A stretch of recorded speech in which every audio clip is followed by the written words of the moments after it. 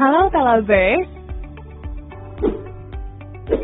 Sesat gila, kok bisa ya aliran sesesat ini belum ditangkap juga? Padahal dari yang udah-udah mereka jelas menyimpang dari ajaran agama manapun. Pemerintah juga bukan pertama kali ngadepin kasus kayak gini. Kok sekarang melempem? Apa jangan-jangan? Bentar, pikirannya jangan kemana-mana dulu. Kita yakin kok, kalau cepat atau lambat, pemerintah dan pihak berwajib lainnya pasti memberangus pesantren yang punya kecenderungan melenceng dari ajaran agama ini. Toh juga sampai sekarang belum ada yang bisa mastiin kalau berita-berita yang beredar ini benar adanya. Yang ketinggalan pasti bingung gak karuan. Jadi gini, banyak pihak yang heran sama sosok bernama Panji Gumilang yang notabene merupakan pemimpin dari pondok pesantren Al Zaitun.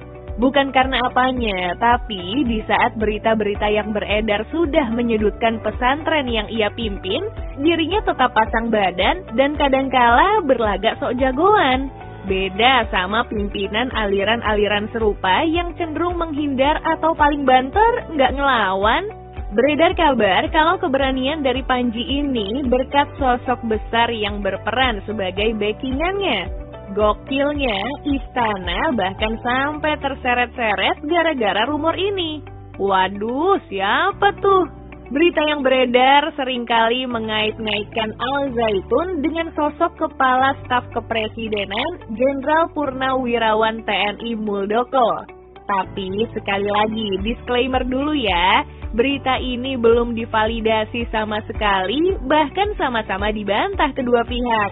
Meski membantah kalau punya peran sebagai backingan, Muldoko nggak menampik kalau dirinya memang punya kedekatan personal dengan Panji, sekaligus pondok pesantren Al Zaitun itu sendiri.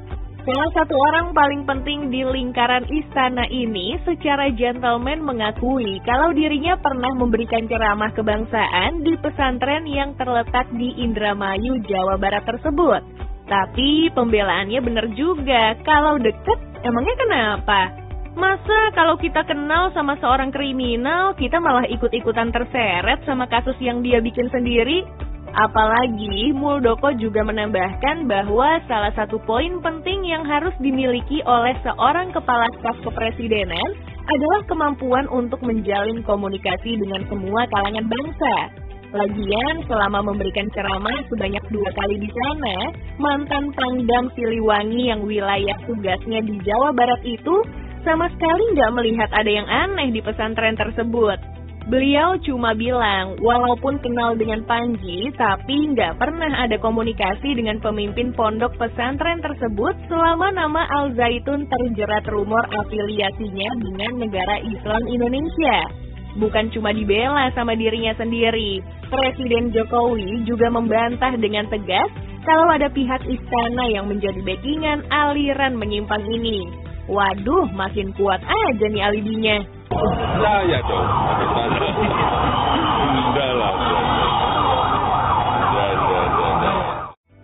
Tapi itu bukan alasan yang kuat bagi beberapa pihak, apalagi setelah statement dari Panji Gumilang sendiri yang bilang kalau pesantrennya diguyur dana sebesar 43 miliar rupiah dari pemerintah.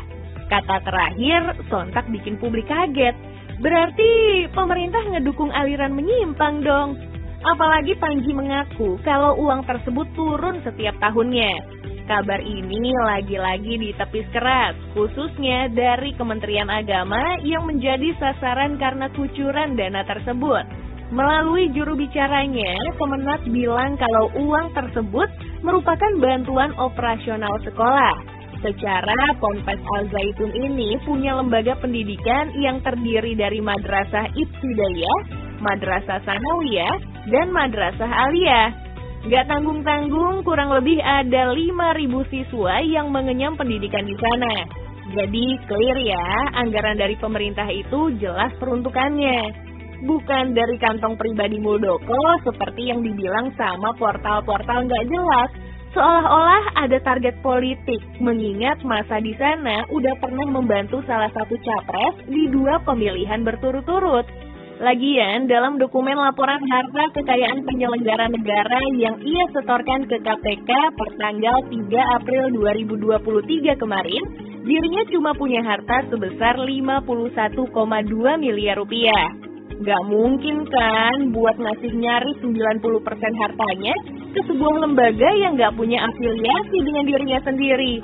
Nanti keluarganya tinggal di mana coba? Atau kemana-mana jadi naik apa kalau misal bener kayak gitu? Menariknya di dokumen yang sama, Muldoko memang tercatat nggak punya kendaraan sama sekali.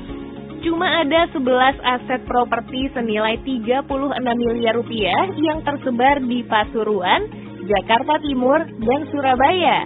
Selain itu, ada harta bergerak lain senilai 204 juta rupiah dan kas serta keparakal senilai 9,3 miliar rupiah. Terlebih lagi, sosok Panji Gumilang secara pribadi juga bukan orang yang bisa dipandang enteng soal finansial.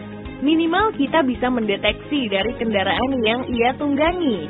Dalam suatu kesempatan, Panji sempat menumpangi sebuah Mercedes ML Class. Tahu sendiri kan, SUV mewah asal Jerman ini waktu baru harganya di atas 1,2 miliar rupiah. Sekarang sih secondnya tinggal 400 jutaan. Tapi baru-baru ini Panji juga membeli 19 unit Isuzu MU-X sebagai mobil operasional di pondok pesantrennya. Kalau dijumlahin, minimal pria paruh baya ini harus keluar uang 10 miliar rupiah untuk mobil-mobil tersebut. Entah itu duit pribadi atau anggaran yayasan, tapi intinya tetap sama. Apa artinya harta melimpah dan hidup bermewah-mewahan kalau ajaran agama yang seharusnya sudah pakem malah dibelok-belokin? Contoh aja nih, pria bernama lengkap Abdus Salam Rashidi Panji Gumilang ini sempat bilang kalau umat muslim gak perlu bertandang ke Mekah Arab Saudi untuk menunaikan ibadah haji. Sebab menurutnya Indonesia merupakan tanah yang suci.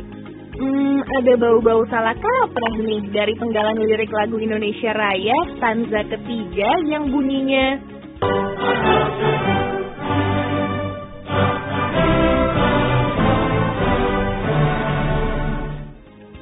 itu baru satu kontroversi. Belum soal cara melantunkan azan yang gak lazim ini.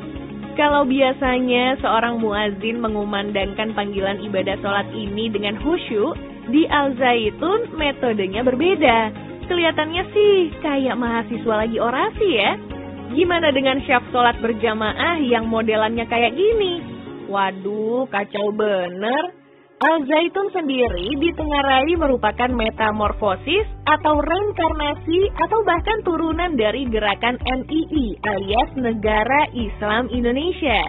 Gerakan ini dulu sempat booming di Indonesia setelah terbukti menjadi aliran radikalisme, sekaligus separatis yang menginginkan Indonesia berdiri sebagai negara khalifah. Meski begitu, pria yang mengaku bermazhab Bung Karno ini bukanlah orang yang mendirikan pondok tersebut. Ia adalah Imam Supriyanto, sosok yang berada di balik pendirian pondok pesantren Al-Zaitun di tahun 1999. Dari Imam, kita bisa tahu kalau sebenarnya isu kedekatan Al-Zaitun dengan pemerintah bukan cuma belakangan ini, tapi sudah sejak pertama kali didirikan. Uang yang ngeresmiin aja Presiden Habibie. Namun karena berkonfrontasi dengan Panji, Imam memilih keluar dari pondok yang ia bangun itu. Dari luar struktur kepengurusan, Imam mengaku kalau Panji memang sering banget bikin kebijakan yang aneh-aneh. Duh, gawat nih kalau dilanjutin.